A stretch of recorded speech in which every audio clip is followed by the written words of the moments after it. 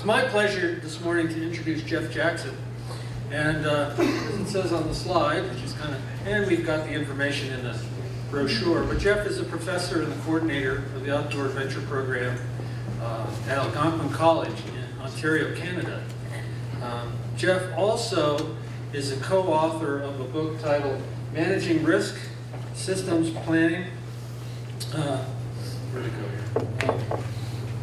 Systems Planning for Outdoor Adventure Programs, which is really an in-depth book for managing risk and running outdoor programs, which I think is an excellent book, so I recommend it highly. Jeff was also a NOLS instructor, and he came to NOLS in 1995. He took a professional instructor's course. We actually called it a summer instructor's seminar at that time. He had a lot of experience coming to NOLS as an instructor for Outward Bound Canada, as well as a guide in Canada. He went on to work as a field instructor from 1996 to 2000. He worked predominantly in the river program, but I know one time he traded his paddle for reins and worked the horse course, so that was cool. One comment from one of his co-workers on an I eval from way back when was, Jeff brought non-NOLS experience to the course in a manner that complemented our curriculum. And that sort of sums up a lot of the reasons why we invited Jeff to be here. He's got so much experience and he has a great ability to transcend the boundaries of different organizations. Jeff also has been a speaker at the Wilderness Risk Management Conference that we hold every year. He's been doing that for quite a while. And he's become one of our favorite speakers. He's well received there. And to give him another quote from last year, someone wrote, "This workshop was worth the price of admission for the whole conference. A paradigm shift for me, beautifully presented." So with that, my pleasure to introduce Jeff Jackson.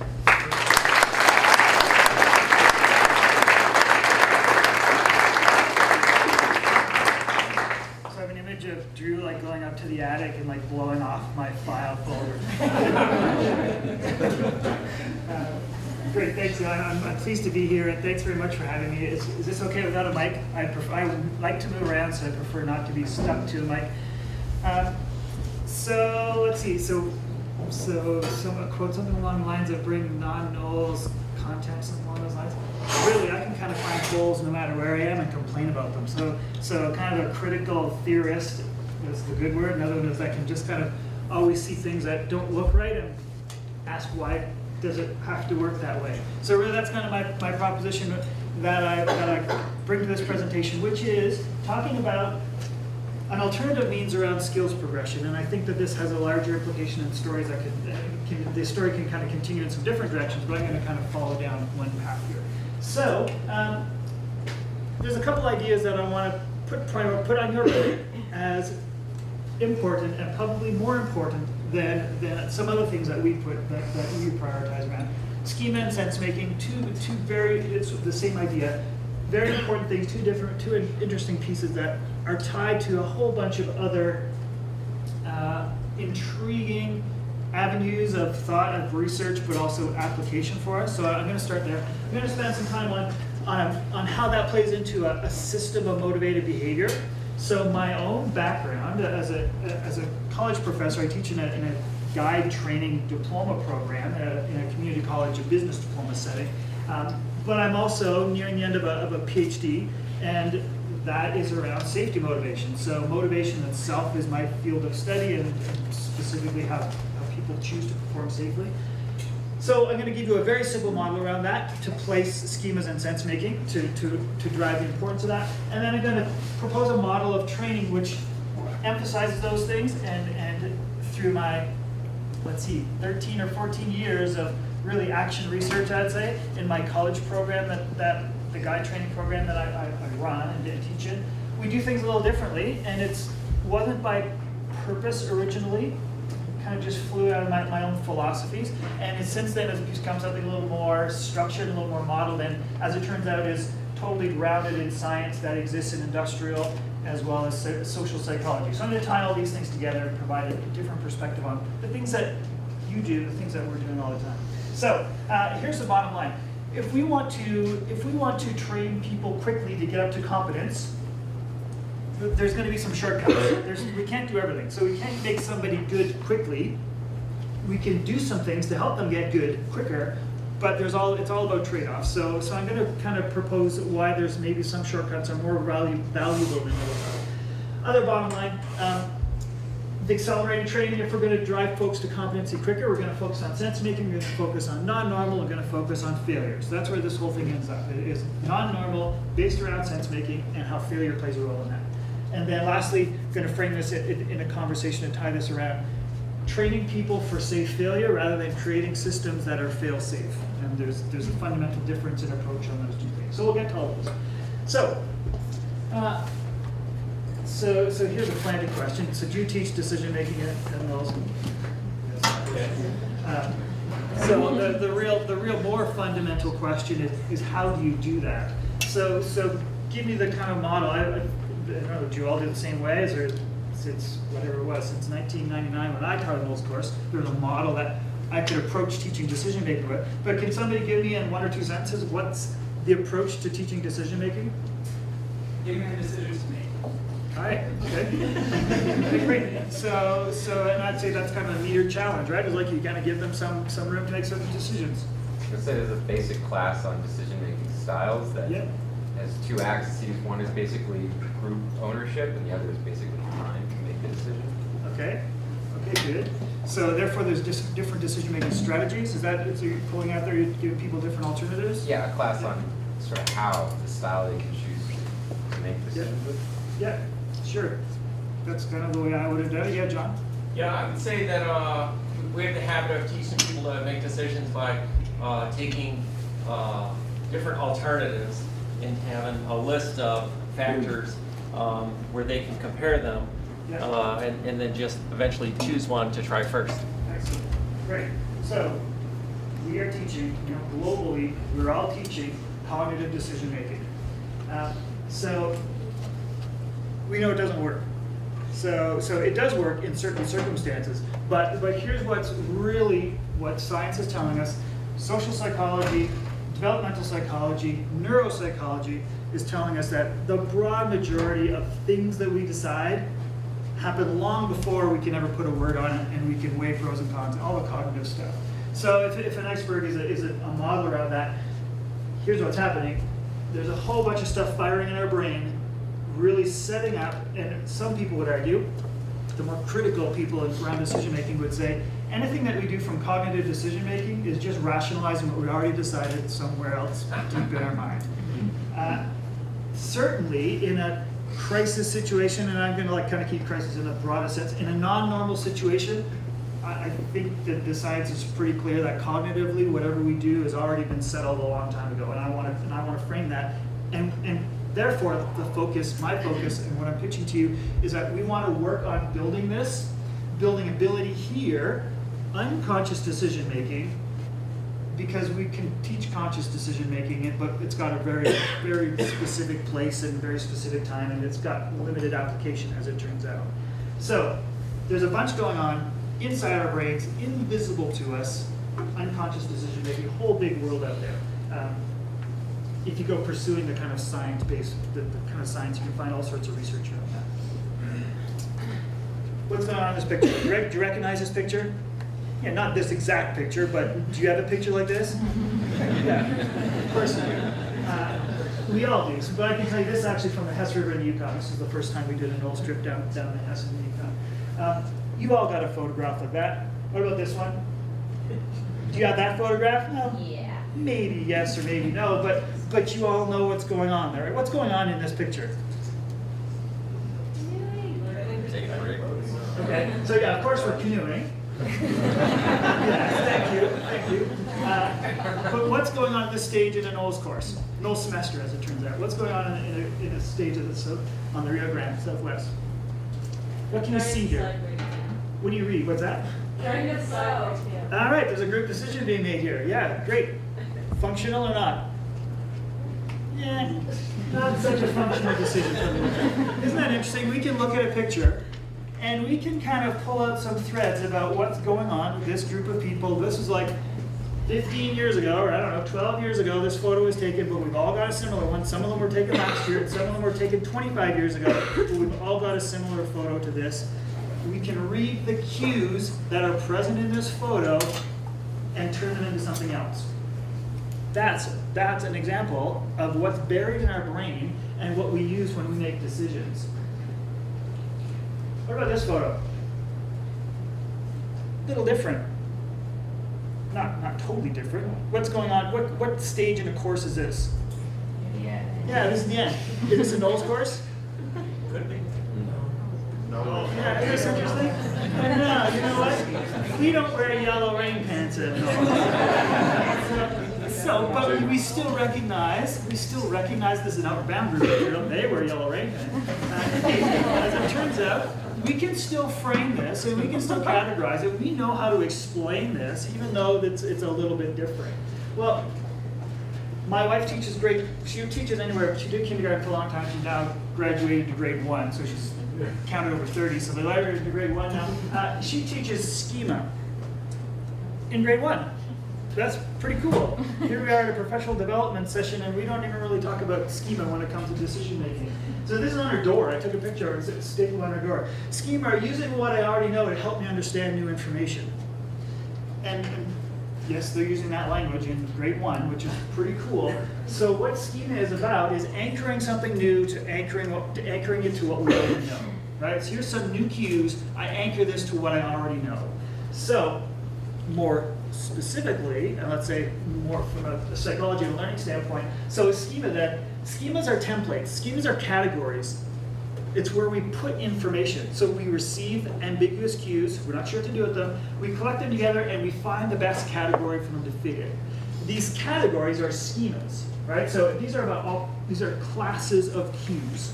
So if you imagine an old-fashioned post office with a wall full of mail slots, and all those slots are how we categorize things. Those are our schema.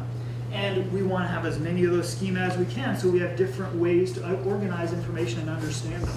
So in grade 1, they're just at a very basic level categorizing information. But for us at this level, we've got thousands of mailboxes, and we've categorized our history and the things that now come in, like a photo of an Outward Bound group. It's like, oh yeah, I got a category for that, and I can slot it in there and use it. Those are schema.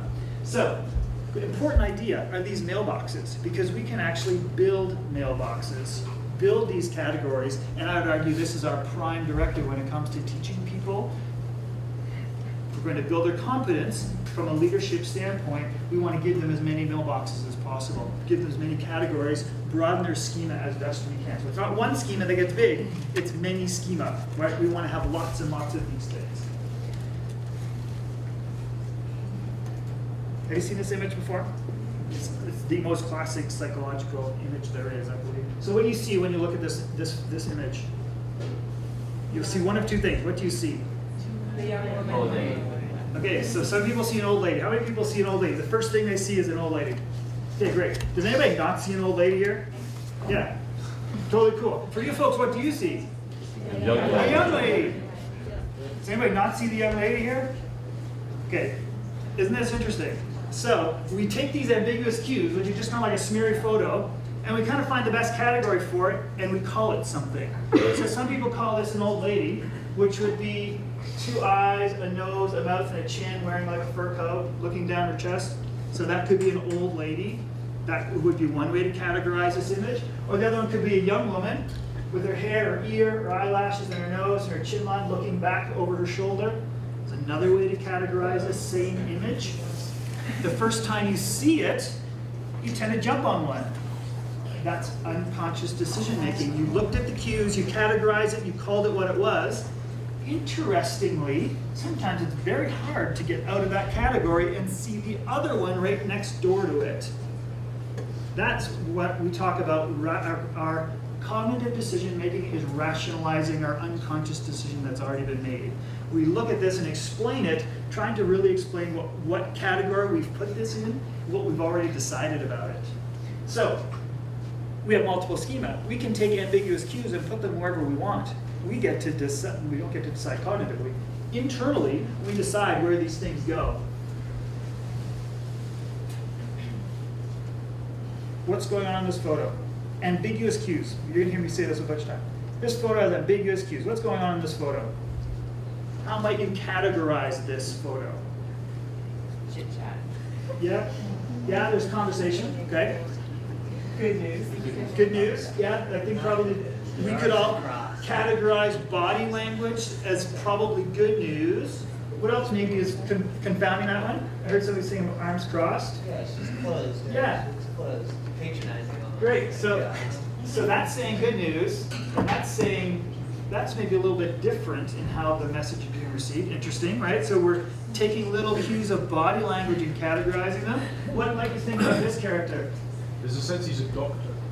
Maybe, why do you think he's a doctor? Priest, that neck thing. Yeah, maybe. Isn't that interesting? We take a little black line on a white shirt and call him a doctor. That's a category we have, and we kind of put him there. Looks like a priest to me. Yeah, maybe a priest. What makes Praying like this. interesting? Yeah, interesting. So some cues around the hands. I don't know what this photo is. I just went and found some ambiguous photo. Because it shows how many different ways we can read some kind of ambiguous. This one is not clearly defined into what category it's going to go into. Which is when cognitive decision making can help us, as it turns out, is when we don't have a schema to fall back on. That's not the focus of, I want to talk about these schema and how we use these things.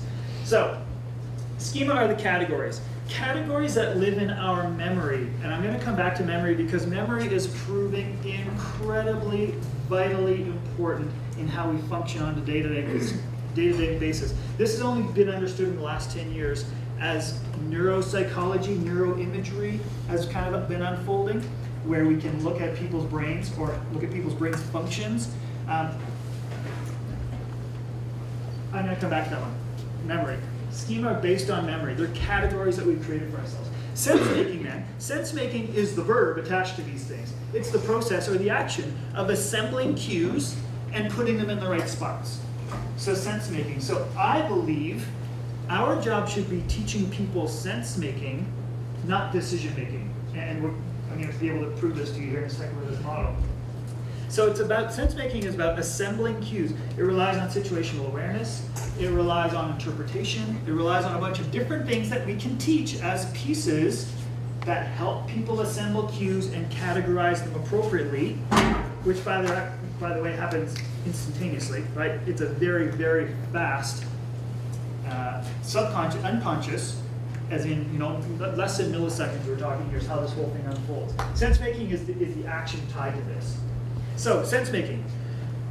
So here's what I want to show you, a few photos, and I want you to try to objectively figure out how you make sense of these photos. Because it happens really fast. But if you spend some time practicing, you can actually get a handle on how you make sense of things. So, sense-making. Again, an ambiguous photo. Okay, so I'm going to show you a little more. So pay attention to how you make sense of these images. Okay, so you categorize this a little bit. Can anybody narrate how they just kind of made sense of this photo as it unfolded? This is like my nightmare. That's not how my brain works. Yeah.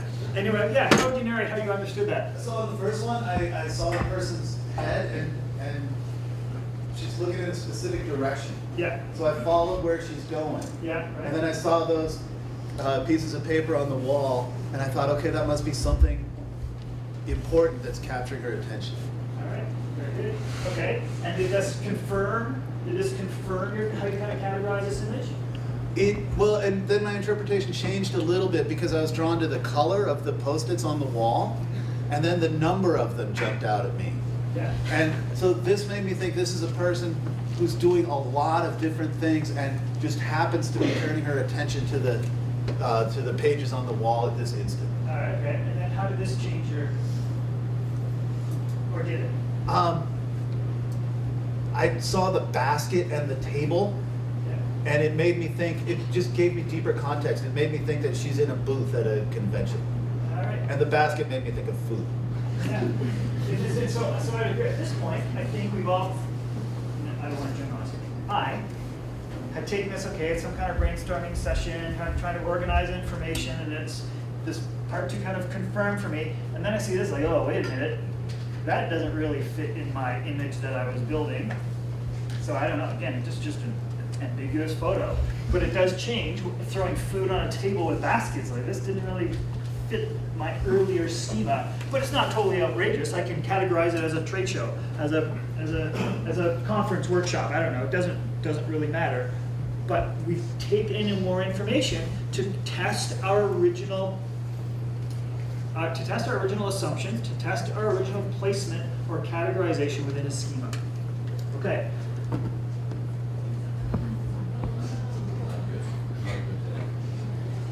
Yeah, this is in the bad schema, right? Good, bad. How do you make sense of this photo? Okay, so that's a way to explain this photo. So when you see this photo, could you objectively understand how you made sense of this? Yeah, I think you look for like familiar things. So there's Yeah. a lot of chaos happening with Yeah. the fire and stuff, but then you see the classic trip white van. Very Like, good. that was the first thing I saw after the fire. All right, very good. Anybody else? Anybody else can narrate how they made sense of the photo? It looks like there's a logo on the back left door. Yeah. You know, of the white van. Same thing, I agree with Drew. It's like the white van made me think of program, and then I was like, oh, there's like a decal on the back left. It's it's an outdoor program. It's a commercial outfitter. It's like Yeah. This is an interesting photo because it's two contrasted schemas. We can easily place this half of the photo. White van boats, got it. We can easily place this half of the photo. Got it. Fire, explosion, bad. Put them together, wow. I'm not sure which schema to put that one in because we probably don't have a schema for this, right? The driver of the van who's like standing outside freaking out has a schema now. Right, from training to failure standpoint, like they've got a new schema that they would be prepared to deal with this in the future because they've got a model and this category and something from memory to draw upon if they find themselves here again. But it's about categories. We can easily put our categories together, but it's not intuitive. Intuitively, it drops into a category, got it, move on, no cognitive effort at all. We look at this like, ooh, this is weird. Understand, oh, okay, I get it, because I had to merge my two categories, and now I can move on. A little bit slower, takes a little bit more effort, just draws a little bit more of our mental resources to put this together, because it's not just simply pulling on a familiar, reinforced, comfortable schema that we pull on all the time.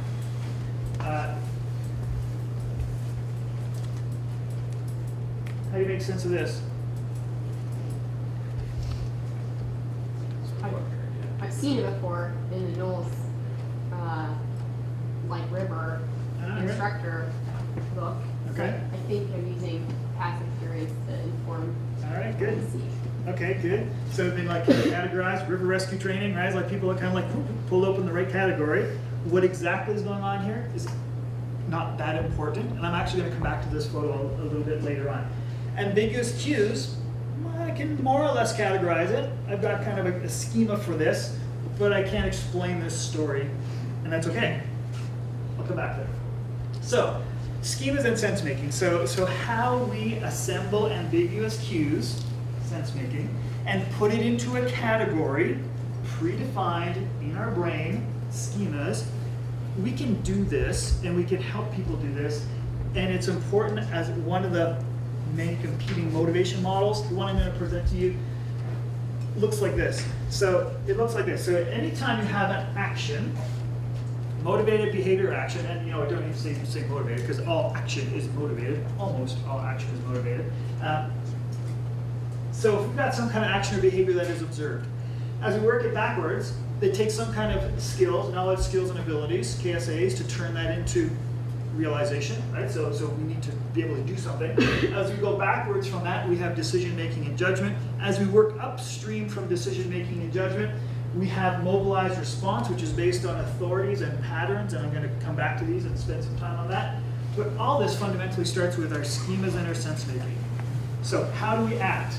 We assemble ambiguous cues, sense making, put them in the right category, right? We have schemas that are in place. Those schemas pull from memory the appropriate patterns of response that come out of there. Those patterns of response provide the fodder or the material for decision making. whether that's analytic decision-making, heuristic-based decision-making, or any of the kind of hybrid models that are out there, and then we employ our proper skills to make action happen. So, we teach decision-making. At Knowles, you teach decision-making. Without working the stuff upstream, you're missing a whole bunch of the important background context, the unconscious, instantaneous categorizations that are happening to get to decision-making. So, I think, as a business, we've all figured this out, and we've been doing this for probably 30 years. We've had a model of decision-making through skills application into action. So I think now our new frontier is to work back upstream and to kind of get to some of those deeper ideas, that the iceberg that's hidden under the water, the unconscious thought, and help people understand their own schema. We can build schema development with people and help them understand their sense-making so that decision-making flows from that. As it turns out, decision-making and judgment's highly overrated. Because it's almost always decided by the time you get there.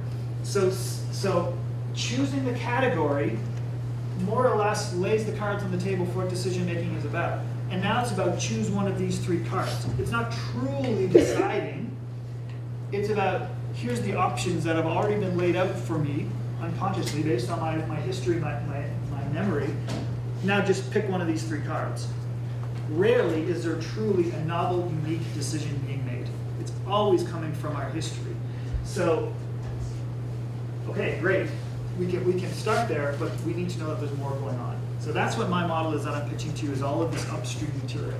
So it looks like this: a focus on schemas and sense making, a focus on authority and patterning. I'm not going to spend a whole lot of time on authority here. I'll do that this afternoon in our workshop. We'll talk a little bit about authority, but patterned response based on memory, very important. And then we essentially, decision making naturally flows out from this, and we apply our skills to the point where there's lots of people who are saying don't bother with decision making. Jump from recognizing categories, and if you have a broad enough scope of categories and a broad enough base of experience, applying the skills from a model repetition, patterned response becomes useful. This is not a complete motivation model, and there's lots of holes in this, but to keep it simple from the basis of what we're talking about today, this will work just fine for us. So here's what's happening whenever we collect cues, ambiguous cues in our brain. The first thing that fires, and this is neuropsychology showing, neuroimagery showing you this. So they basically put people at a computer screen, put them, wire them all up, and then they show them images, and they just measure what's happening in their brain. So as cues come in the door, the first thing that happens is memory fires. So this is only understood in about the last 8 years as neuroimaging has become more accessible. Memory fires and goes straight to action rehearsal. As in, here's my memory, as in, what would I do if I were to do that again? So our body is already getting primed to move before we've even broken conscious barrier here, right? There's already a model in place to respond. And we've known this fight, flight, freeze, fight, flight, we've talked about. Now they say fight, flight, and freeze, of the three of those. That's not a conscious reaction. So that's all unconscious, categorizing, understanding, replicating a model, and responding before anything ever breaks conscious thought out of that. As it turns out, we can practice these things, and we can help our students by practicing these things. So memory fires first. That goes to a patterned rehearsal. Next comes emotion, interestingly. And once it goes through those filters, it surfaces into conscious thought. Now this is like micro milliseconds, right? Like things firing in our brain, but that's the order they go in. So we put it in a category, we assign it an emotion, which is an important one. Emotion's typically around the inhibition, as in kind of defensive, or activation, as in go for aggressive versus a defensive stance. That's the first role that emotion plays in our brains. And as it turns out, emotion colors every single cue that comes in the door. We put an emotional tag on it. Defensive, stay away from it, or activation, good, go find more of that. That's its own stream of research that we haven't put on the table in our business here at all. It's about helping people understand their emotion. Not emotion management, interpreting emotion, right? There's lots of stuff going on there. We're not talking about that there today. Once you go through those, organizing it, coming up with a pattern response, that gets all filtered into conscious thought, which is then when we can apply our heuristics, apply our rules of thumb, or we can start to do a pros and cons analytical decision making. Ian McCammon has a great decision-making article. Does that get rattled around at all? Ian McCammon related to NOLS. He's got lots of avalanche research. He has a great 3 potential models of decision-making, and he's got to put them together and how they all fit. His third model, recognition prime decision-making, is essentially, that model was proposed before neuroimaging confirmed it existed, but essentially saying, do I recognize this situation? Memory, right? Do I have a category for this? Is there a schema in place? Can I replicate that? Can I do it again? As in, that's the mental rehearsal that's happening instantaneously, and then we put that into play. So psychologists kind of had a sense of that model that existed, and it wasn't until neuroimagery could prove it. So so Ian McCammon's recognition prime decision making has a lot of things in common with what I'm proposing here. That's at a simpler level, and I think what I'm going to talk about now is how we can actually drive towards building schema and helping people train sense making. So I asked you how you teach decision making. It's a cognitive process. Okay, there's limitations around that. Here's probably a more direct question. So, do we teach failure? And I think the answer is yes. In some cases, we do teach failure, but I think if we do it better is where we can start to build schema and where we can start to help people build sense making. So, as it turns out, success doesn't teach things quite the way that failure does, and I think we all get that. But here's a model where we can make this work. So I'm going to talk about training to failure, which is what I kind of hang this whole thing around, and it's based on an idea of recognizing non-normal and experimenting with non-normal. Excuse me. So I made some broad generalizations here. Noel's approach is wilderness leadership. So there's many pieces here, but let me kind of simplify this down. So building technical skill competence at a base level. Okay, so Knowles is doing, in a Knowles course, Knowles does this. Builds a base level technical skills competence. Does that through a metered progression. Right, a little more, and as you get good at that, you're offered a little more challenge. It does peer leadership, and peer leadership generally through coached experience. So you have experience, so we give our students experience, and we coach them and give them a little more challenge as that goes along. We help our students understand what is normal in the environments that we're in by showing them normal. Okay, and then we help them respond to non-normal by giving them decision-making models. So here's what a normal situation looks like. Whenever it strays away from normal, we encourage people to kick down and either rely upon heuristics or do analytic decision-making to solve the new problems, to resolve the crisis, whatever that might look like. And for the record, in my mind, the crisis, and I think that's not normal. So that's the kind of standard generalized progression, or not progression, but the pieces in how this works. So here's how I'm going to propose that things could be done differently. So this was still, I think this is going to change once we look at all these other pieces, and the leadership model can be manipulated as well, although it'll probably still rely upon coached experience. But in order to understand normal, it's better to see what non-normal is, and that's what training to failure is. In order to respond to non-normal, we need to help people with their sense making. So in this one, I'm going to spend the rest of the half hour here is pulling these two things out and spending a little bit more time on them. See kayak instructors in the crowd? Okay, very good. Do you do this with your students? Okay. You might as well stop. So here's what we know. Here's what we know. This drives me crazy to see these kinds of photos. And in my college program, we do sea kayaking, and students can get certified. You get their badge if they're level 1 sea kayak instructor. I can do a paddle float unassisted re-entry. That's awesome, and is useless when you need it.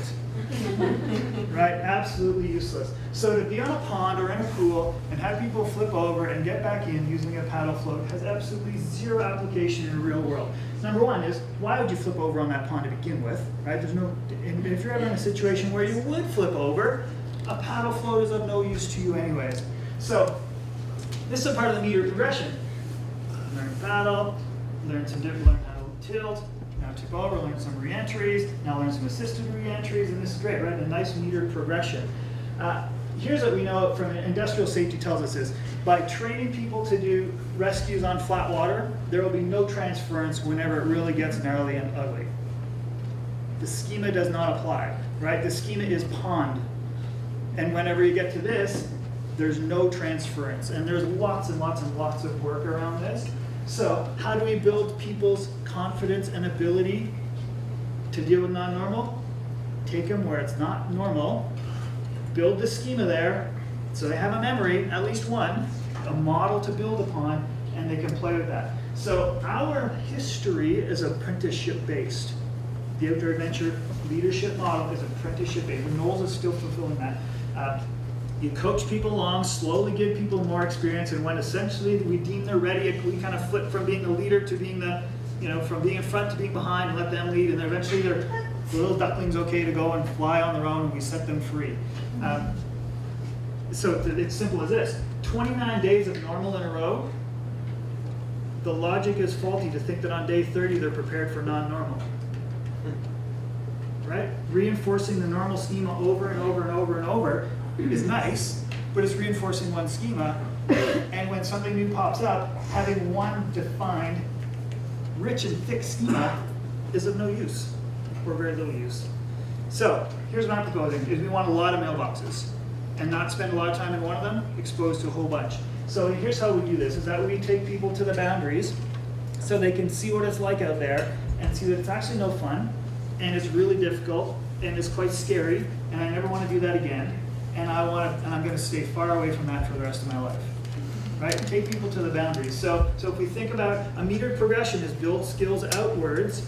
So I'm not proposing accelerate the progression so that you get there quicker. I'm proposing build a couple of skills, go out to the boundaries and see what's there, and then come back and build the skills that are required.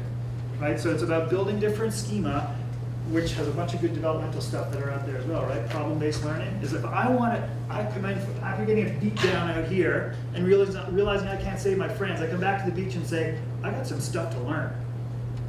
But that's totally different than me as an instructor saying, now here's what you need to learn next. Is a student coming in and saying, man, I got beat and I'm scared, I got stuff to take care of, right? Totally different orientation around learning, plus the fact that we're building different schema to do these things. So the paddle floats are absolutely no use when you really need them. When you're out of your boat, you're out of your boat when it's gnarly and ugly. Or when you're falling off a rock face, it's not easy rock climbing when you fall off a rock face. It's the hard, steep stuff. So doing belay escapes on flat ground is of no use, right? It's like you need to do it where it's real. So non-normal. So where do we learn normal? We learn normal by seeing where the boundaries are and what's not normal, right? That's not normal. Everything else on the inside is. I get it. I'm going to keep it there because I don't like not normal. And there's a bunch of ways of scaring people into understanding what the boundaries are all about. So typically the process of a skills progression, that process is typically pretty self-evident. What comes next is it's intuitive and it's kind of built in. And I don't think we need to spend as much time there. Certainly, I think spending more time on outcomes helps people get where the boundaries lie. It's like, this is not what we're about here. And if you work in a program, it's easy to define those outcomes. So if you're working in Knowles, if you have outcomes around leadership, well, this is straying away from our outcomes. This is not normal. This is not good. I need to bring it back. The same would be in a skills scenario. So if we're sea kayaking with folks, this is not normal, and this is beyond the outcomes of getting a point A to B safely with minimum exposure. It's not normal. We need to change and get back to normal, as in ratchet in our exposure level here. So that applies more on a program basis and less probably whenever we're teaching generic students on a Knowles course. Training to failure though. So normal, right? Normal distribution curve. Almost everything happens here, and you think back to your days in the field, it's like they're normal. Almost all of them are normal, and your not normal days you can count on one or two hands. So those are the tails that are kind of hanging out here. Some of those tails are random events, and for the record, I don't think we can train for random events, and nor do we need to train for random events. We can't even potentially imagine what all the random events are. But there are the inherent risks that are present in a sport, in any one of our activities, that are kind of here more on the shoulders of the normal curve, and that's where we should be taking folks. There's the plain old slips, lapses, and mistakes. That's fine. That we should be able to help people right through their own building understand that, but we should also help them understand what happens whenever they make mistakes. So we could spend a lot of time warning people to do it safely, or we could actually let them do it unsafely, get a smackdown over that and they'll never do it again, right? The feedback mechanism is very different and very direct. The onus as instructors, we need to do that safely and think that through very carefully, because these are different kinds of learning activities that we're proposing that generally have a bunch more exposure attached to it too, but we just need to do it differently. So, schema. We want to have a schema all across the bottom here, not just the one heavily reinforced normal. I'm proposing we need all of them. And the more variety, the better. So that whenever those random events happen, we've got a related schema that we can maybe rely upon, because this out here is a long ways away from the middle. Having this one really thick and solid is of little use. This one is okay to put over here, you know, and as we build a little bit of that, expand our broad range of normal, okay, that's fine. I think in many ways our days in the field just reinforce normal and don't actually help us understand what's on the boundaries of normal. So, boundaries, where are the edges? People have their own edges. You know, people experience fear at different places, but that's not what we're talking about here. We're talking really about ability to deal. So are you scared in the big waves or not? That's actually totally secondary to, do you have the skill set it takes to deal with this, to get yourself to shore or to pull your partner to shore, whatever it takes to make that happen. Once people have the boundaries, they will know when they're getting close to them. Because that's an important one. So where are the boundaries for our novice students who are building skill? Unknown. For them, there's a boundary out there somewhere. I don't know where it is. Are they going to get to that boundary under our tutelage? I'm going to tell you they need to. Because if they're not under our tutelage and they go up to the boundary, who's going to back them up? Right? So they're better to do it with us, see where the boundaries are, say, no thanks, I'll never go there again, that sucks. And back off. And next time they're getting close to the boundary, they're like, schema kicks in, ambiguous cues in, whoa, I was here before and I did not like it, and they back off. Right? So it's a different approach to where the boundaries lie. River rescue, so river is my background, and that's my whole history, and that's still where I spend my time. Fundamentally and inherently, as it turns out, I've been doing this from almost the beginning. One of the first things you teach somebody in a kayak is how to flip over and get out by themselves. Like literally, in the first 10 minutes of a whitewater kayak course, they're testing failure. So that's really important. Think about rock climbing. Are people falling in the first 10 minutes? Probably not in the standard progression. You know, they might actually climb for a long time before they ever get a real fall as a rock climber. So River Rescue does a bunch of these things. These are my college students. This is an instructor here. College student, this is the 5th day of class. Tethered hole swims. You ever tethered hole swim? Yeah, it sucks. Yeah, there's nothing fun about it whatsoever. And they come out of that hole saying, oh my God, am I in the right place? Do I need to drop out of this college program? Number one, that's my problem. But number two is, I will never get close to a hole like that again. That is really valuable, right? Day number 5, they've got a boundary on the river running, as in I stay away from holes that look like that. And that's useful. Now, we're also building skill here, right? We're reinforcing the schema so that there's actually a little bit of control there, so that whenever they're in that kind of an environment, they build some comfort, some competence, but this isn't where I want them to be. In fact, the whole point here is don't go here again, right? And we put enough around there. This is a second year kayaking elective. So these are for the whitewater kayakers. Can you sense what's going on there? Yeah. We drop them off that little ledge. So that guy's in his kayak. Drop him off that little ledge. Tell him not to boof. It's like plow your nose in deep. Plow him into a log. That sucks. Right? And smashing your ribs. All your air gets blown out. And you're stuck there. You can't do anything. Like, that's the point. You can't do anything there. Don't let it happen, right? The student team is all around them. They extract this guy, which is their own kind of rescue training, right? And it's like, all right, who's next? Okay, my turn. And they hang him in there. We pull him out. Folks scout drops. They don't turn into cavalier whitewater kayakers. They turn into very cautious whitewater kayakers because they don't want to be there again. Without ever having that boundary put in front of them, they don't know what it feels like or what it's all about, and they have no way to interpret the cues that set that up, right? Blind drop, unknown, oh, I'll go for it. Or it's like, oh, I've been here before, it sucked, I'm gonna back off and see what this is about. So here's another part of our river rescue training related to the photos you saw earlier. So this is Ryan Newton, he's actually Canadian national team freestyle coach who kind of runs our kayak program in North Shore River Rescue. What's he gonna do? Wow. I don't show parents this photo. What is he doing? Foot entrapment. It's not a foot entrapment. That's a full-on. Right, he's lodging a paddle down the back of his PFD and pinning him underwater. Why? Right? Why? Really? Not student abuse. There's actually a point to this. Why? So he can get out of his PFD. Yeah, he knows his PFD. What, so everybody else, it's not a paddler thing. And why would you ever want to get out of your PFD?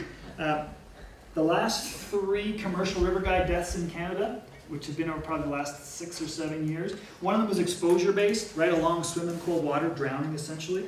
The other 2 were entrapment. One was a waist-worn throw belt. The rope trailed out, chalked in a rock, and they went on the back of the raft and sank. And the other one was a life jacket entrapment in a flipped raft. So 14-foot paddle raft, take the spare paddle and cam strap it around the fort, right, so it doesn't go anywhere. Raft flipped over and somehow went through, the T-grip went through their life jacket. They're upside down under the raft, right, not in the air pocket, they're like in the water, and drowned. If that guy possibly had a model that says, this is what it feels like to be pinned underwater, I've got a memory and a response that comes out of that, I would hope that they would have a greater chance of success in coming out of that than otherwise. So we spend some time with students, and oftentimes the first time, and this isn't just plain old plowing, it's like Ryan does a good job. He pushes them down for 5 seconds and brings them back up. Pushes them down for 20 seconds and brings them back up. Okay, you ready on the 3rd try? This time you're going to take off your life jacket, show them what you're going to do. It's like, right, it's all rehearsed. They've practiced this a little bit, but then they pin them underwater, so they do it. We've got a back up here where this guy's ready to help them. All right. This isn't my college program. But it does raise the question for the mountain crowd in this end of the country, how much falling do you do on your own gear? Some people, probably not very much. I had a brief, undistinguished rock climbing career, and I never fell on my own gear once. Climbed most of the classic routes in the West and never once fell on my own gear. That doesn't mean I was a great rock climber. In fact, I might have been a terrible rock climber, but I was untested, right? I don't even know what it feels like to fall, to tell you the truth, other than on a simple top rope in a gym, which isn't really falling at all. I don't know. So I don't have any schema whatsoever. So I'm not proposing you do this, but I do think if you look at this photo and get butterflies in your stomach, it's like, you've probably got some work to do to build some comfort and competence. And if you read about, the elite level climbers talk about the skills in falling, how to fall. It's like, that's nice, but whoever gets to practice that, what's the point? Why not go and practice that so when you fail, you actually have some competence and comfort at failure instead of it just being a flash and a blur and a smack in the rock at the bottom. So I think we can do this for students, maybe not at these extremes, but I think we're probably doing a disservice from snugged up top roping where falls have 0 consequence, as in there is no fall, to letting people actually drop 5 feet and get a butterfly and build the confidence. This is on top rope. Let people go 10 feet on a top rope, which is also training the belayer for the record, right? So thinking as a belayer all those years, did I ever catch somebody on a good fall? Never. Did I ever get yanked? Never. Some people have, but if that's by accident, that's building experience, that's a schema, and it's the ambiguous cues would collect next time. But why don't we do that for our students? Why don't we say, hey folks, we're going to take some wingers here so you feel what it's like to catch somebody, and so you feel what it's like to fall. And you might do it right. We do that. Yeah, that's fantastic. And you need to do that, right? That's failure. That's training people to fail. And that's where we generate safe failure instead of fail safe. Right? Where we say don't fall, never fall. This is all about we're going to learn how to climb and you're never going to fall. Instead of saying climbing and falling go together, so let's start with falling so you get that out of the way. Now you can focus on climbing and folks can build that skill that comes out of those. And we can put this in any environment. Sea kayaking would be another example where on the gnarliest days, rather than battening down the beaches, that's actually when you get out and you go and you paddle. You may not travel anywhere that day, but you actually go and build skill instead of hide from those kinds of environments. So sense making.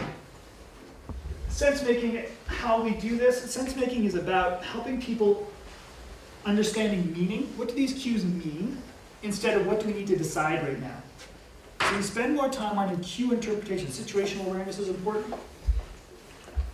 Helping people understand what are the cues that go into making. What is it that's telling me I need to make a decision right now? Right? That's the more important question than what is the decision to be made right now. And we can do that's a simple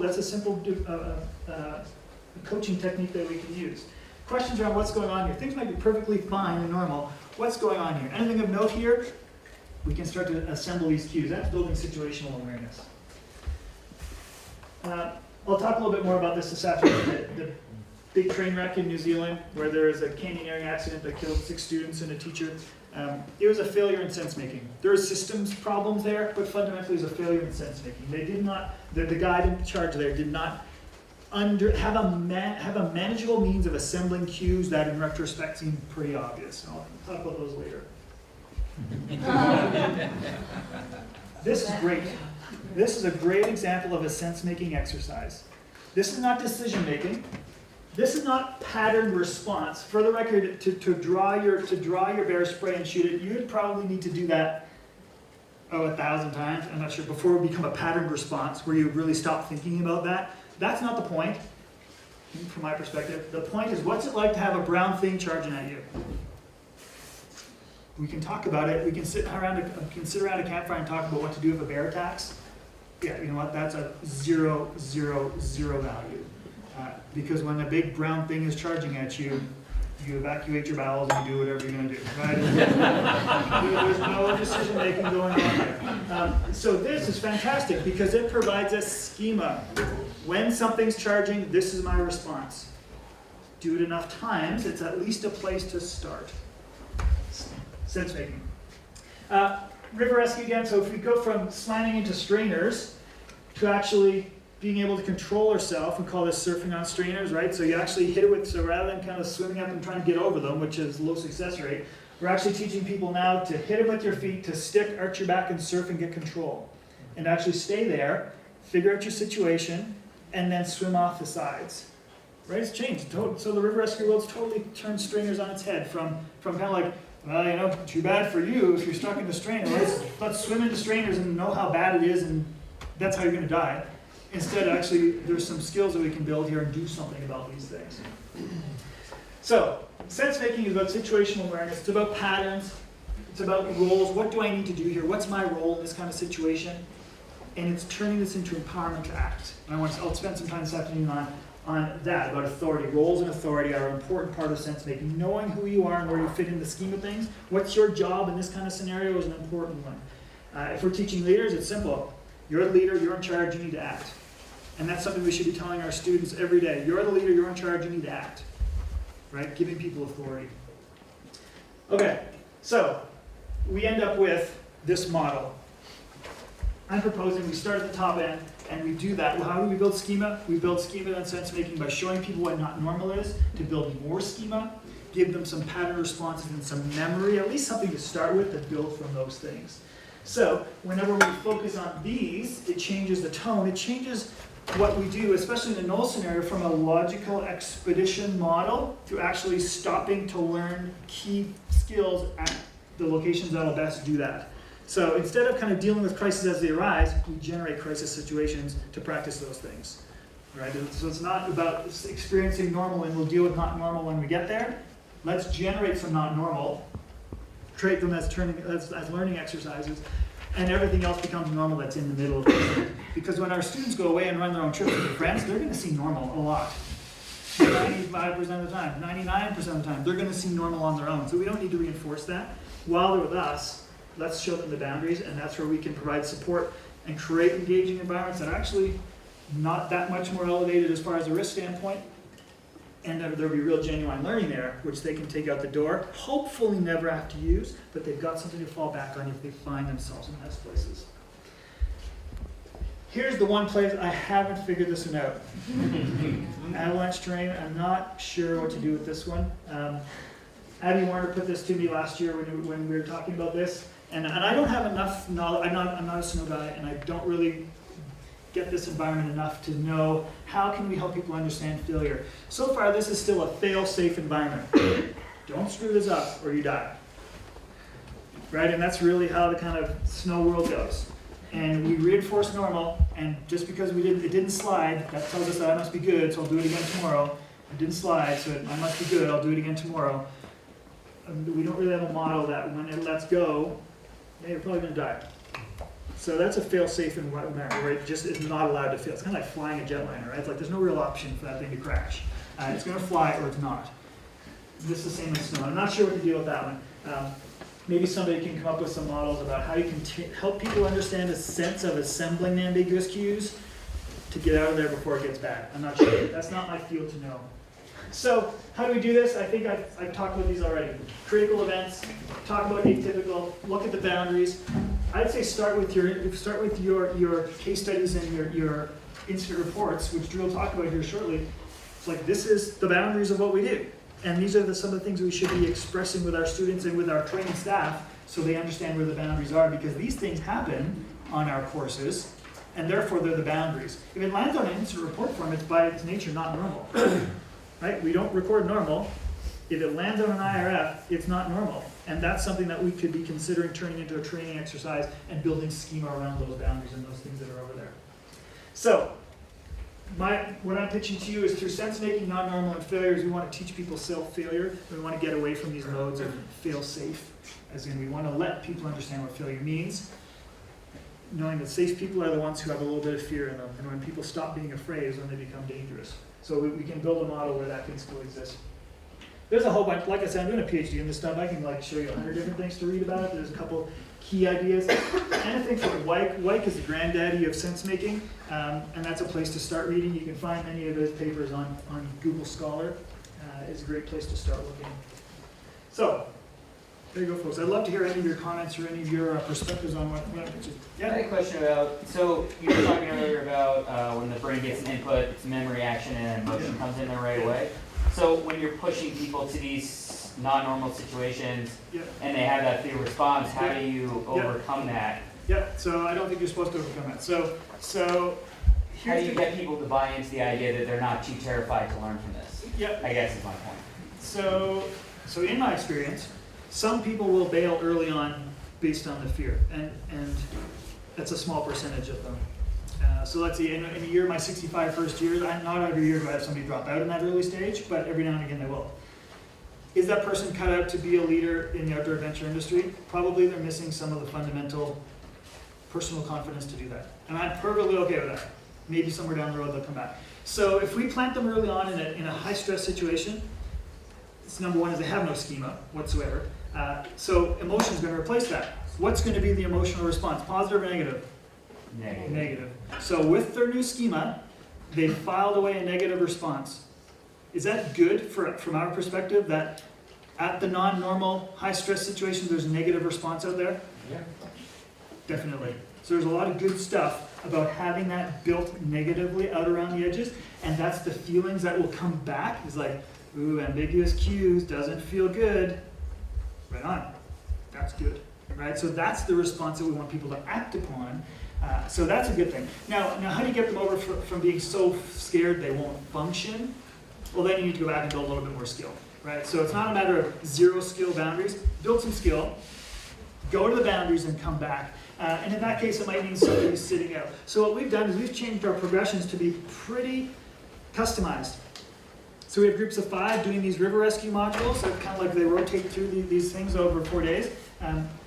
Some groups are going pretty slow, and they're still swimming. While other people are doing tethered whole swims, there's other people still just swimming in rapids because they're not ready yet to bite off the big chunk. So there's still choice. People still need to choose to get there legally. Or you just launch them into these high stress, high risk environments. They're going to choose, but I think when it gets framed, and this all gets laid out to students pretty early on, it's like, this is why we're doing it. So you see the boundaries. I'm like, okay, I get this is going to suck, and I accept that. And you get some buy-in there. So if somebody's scared, that's okay. Fundamentally, that fear is useful, but I think there needs to be at least enough massaging there to get over it. I think if it's that scary, you probably are getting there too quick. Right? You need to maybe go back and put a bit more base skill together. Abby, yeah. Has there been, or do you know of brain research on how people build their mailboxes essentially through scenarios or incident reports versus actual experience? Yeah, direct experience is like, there's a efficacy around this, it's like 6 times more effective than I call them case studies in school. We use case studies all the time in class, which is basically not just telling a story, but really kind of working out a story. Is it, imagine you were there, what would you do? So trying to relive an experience.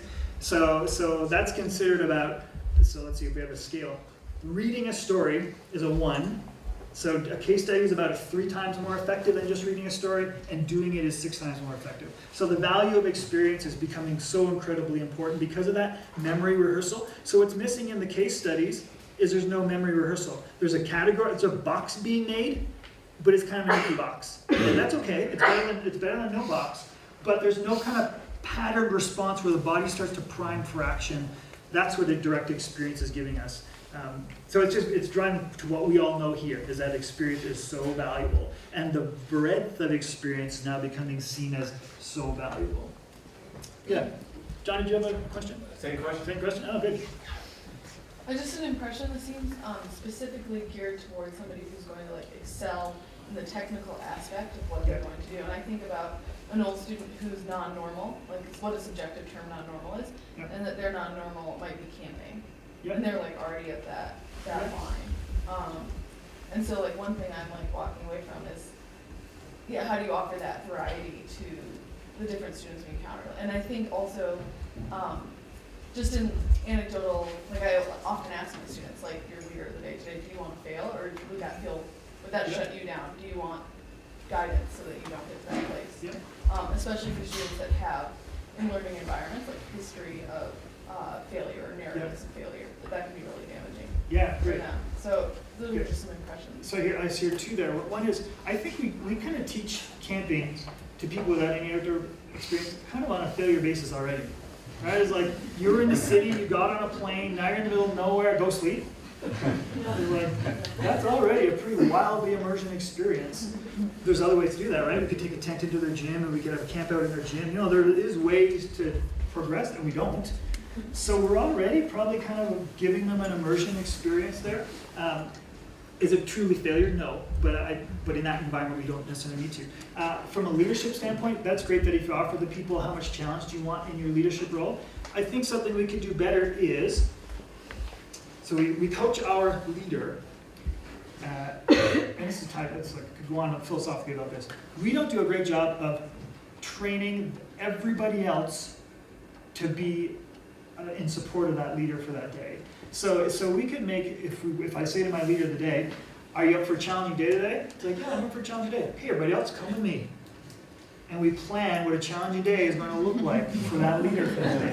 It doesn't mean we're going to sabotage them, but it does mean how cooperative are we going to be? Are we going to cover their mistakes? Are we going to point out to them on the map when are we going to help them or not? We could do a lot more to create a real challenging learning environment for our learners, which would set up failure for them.